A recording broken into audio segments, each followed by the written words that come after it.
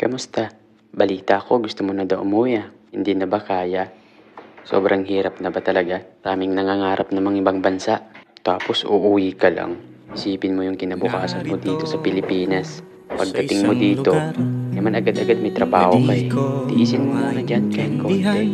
Gagi, maraming nangangarap na makapunta dyan eh. Tapos ikaw uuwi ka lang. Ano ba kasi ang pinunta mo dyan? Ba't parang hirap na hirap ka? Para saan ba yung pag-a-abroad mo? Parang sumusuko ka na ngayon. Mukhang maganda naman ata ang lifestyle mo dyan eh. Nakikita ko nga sa mga vlog mo, mukhang maayos ka naman. Tsaka napakasaya mo kayang tignan doon.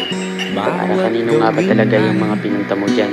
Bakit parang nahihirapan ka na? Hindi ba okay sahod dyan? O pinapahirapan ka ba ng amo mo? O hindi ka ba nakakatulog ng maayos? Nakakakain ka ba? Magdasal ka kasi minsan. Baka di ka kasi nagdadasal eh. Kaya gumawa ka ng mga bagay para hindi ka malungkot. Magkamagmag kasi dyan para hindi ka nabuboring. Basta lagi mo intindihin kung ano yung mga nasa paligid mo.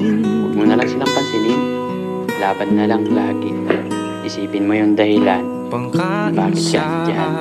Isipin mo, kapag umuwi ka, meron ka na yung pinapangarap mo. O siya, may gagawin na ako ha. Bye-bye na, ingat dyan.